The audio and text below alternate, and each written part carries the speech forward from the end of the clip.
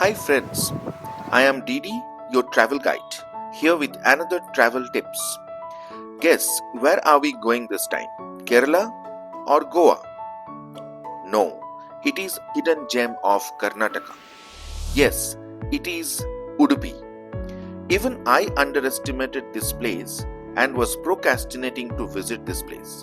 But trust me, this place is at par or better than Goa.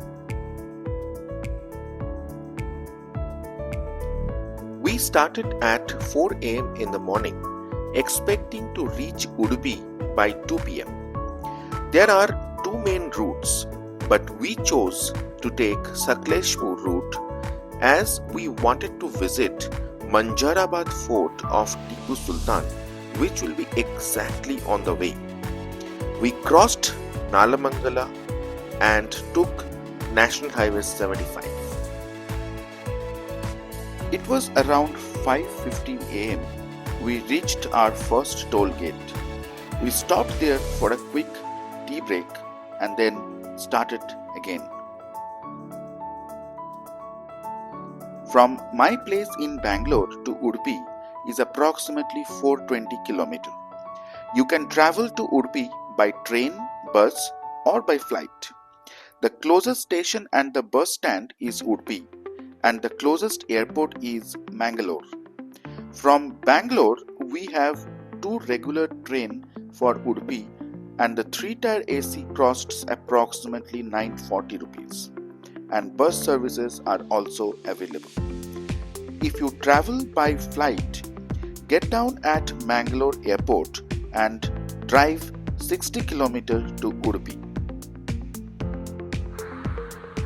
Around 6:15 we stopped on the highway to experience the spectacular sunrise view from National Highway 75.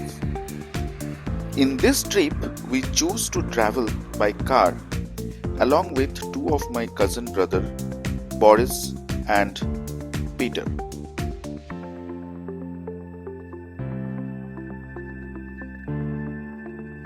Around 8 am, we reached Manjarabad Fort in Sakleshpur. The visiting time of the fort is from 8 am till 5 pm. We need to park the car outside beside the road, and there is a trek of 1.5 km which has approximately 250 stairs.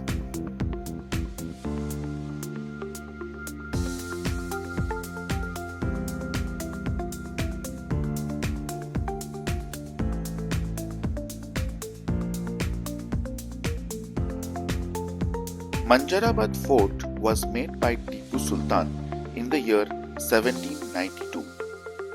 This fort was strategically located on the top of a hill to have a 360-degree view to monitor any enemy movements which could be a threat for Mysore or Srirangapatnam. For us, it took 25 minutes to enter the fort after trekking. It is advisable to carry water and be aware that there are no washroom or basic amenities inside the fort. Tipu Sultan, who had strong connection with the French, adopted the French military engineering styles to build this fort that was not only strong but tactically brilliant. The wings of the star shape allowed the defenders to cover more area and every angle, making ambushes mostly impossible. The wall of the fort is slanting. This helps the cannonballs to deflect and make less damages to the wall.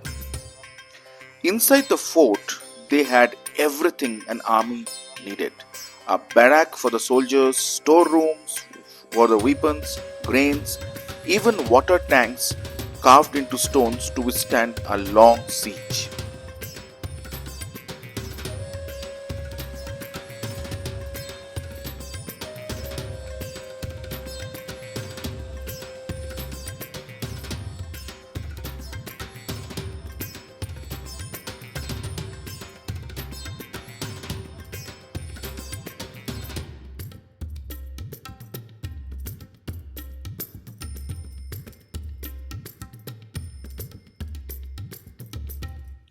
The most important part is the architecture of this fort. This fort is built in a star shaped with 8 edges. At the end of each edge, there is a watchtower.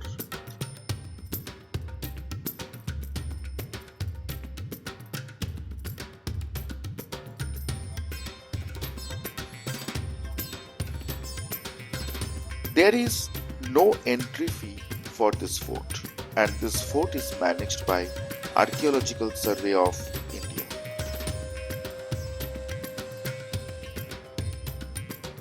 The name of this fort, Manjarabad, is extremely meaningful. In Kannada, Manju means mist, and as this fort was mostly covered by mist, hence it was named as Manjarabad. By the time we trekked down from the fort, it was approximately 9:30 am. We were extremely hungry and we had to stop to the nearest eatery, the Hotel Manjushri. It serves basic food, just solve the purpose. From here, Udupi is approximately 180 km and will take 4 more hours. This part of the road is little narrow, have lot of turnings and the traffics are slower. Most important information is you will rarely get mobile signal in this Ghat road. So complete all the calls before taking the Ghat road. Soon we crossed Dharmasthala and proceeded towards Udupi. Let me brief you about the accommodation in Udupi. Here you can have 3 types of accommodation. You can book hotels or lodge inside the city near Krishna Math. Rooms near the Krishna Math will be approximately 1500 for non-AC and 2000 for AC rooms. I have shared few Matha's contact number for your reference.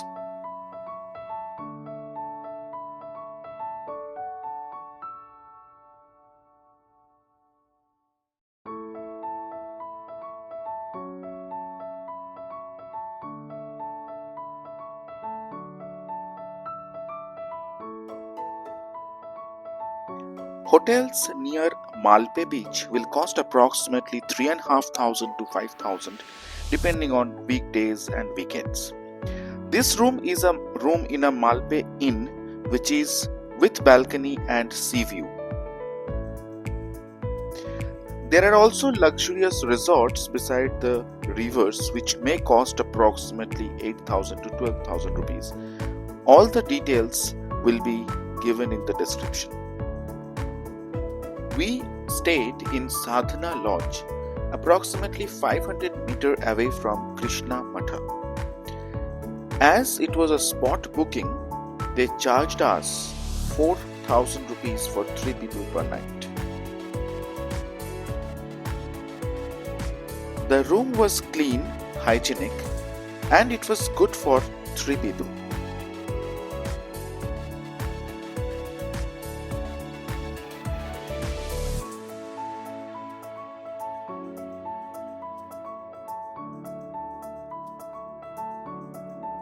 We had a quick lunch with Mangalore fish curry and rice and rush towards Malpe Beach. Welcome to the wild, windy and wonderful world of Malpe Beach, where the sand meets adventure, except during monsoon when even the waves takes a vacation. Yes folks, from June to September all water sports hit the snooze button due to the rain. So if you are dreaming for jet skiing, paragliding, banana rides, better schedule that dream between October and May.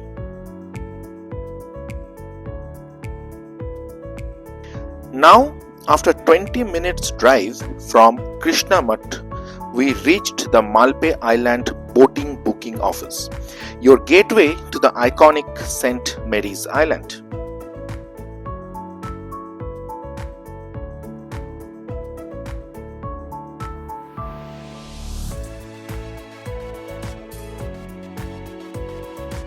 Here is the drill. You book your ferry tickets here. The boats operate only from September to May and between 9 am to 5 pm.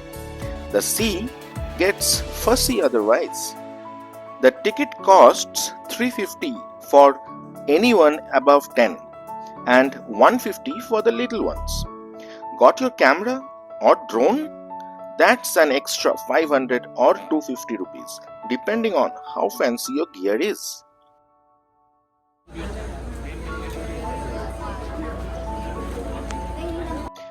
We boarded the last ferry at 5 pm and trust me, it's the one to go for.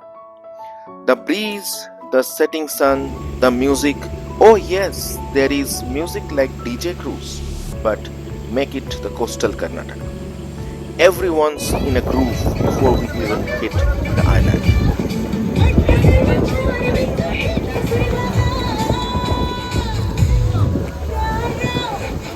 The ferry rides takes about 30 to 40 minutes and it's pure magic. Picture this, sea breeze in your hair, peppy tracks in your ears and dolphins waving. Okay, maybe not the dolphins, but you definitely get that vibe. Now, here is the twist. Just before reaching the island, you will hop into a small catamaran to actually get into the island. So, wear waterproof footwears unless you like squish squash of soggy sneakers. Welcome to St. Mary's Island.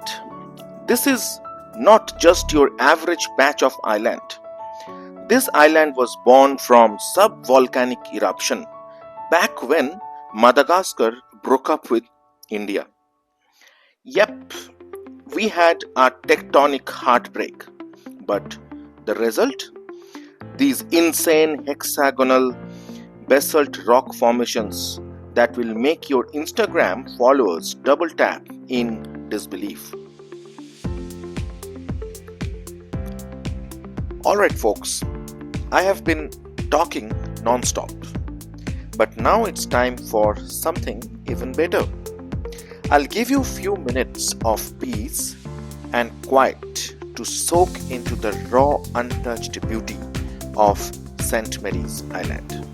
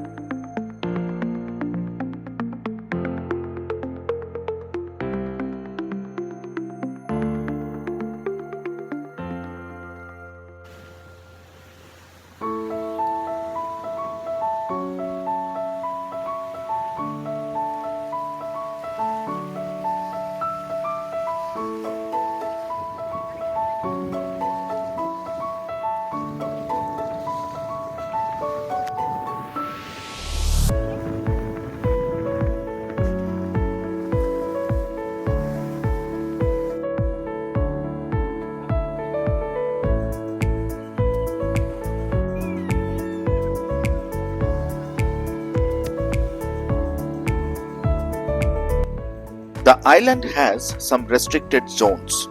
The swimming here is a big no-no. The lifeguards here are like hawks with whistles. They will spot you even before you think about a dip. As the sun dips, everything turns magical. Those hexagonal basalt rocks glow in warm amber. The waves come down like they are listening to lullaby, and the breeze, they just get chilled.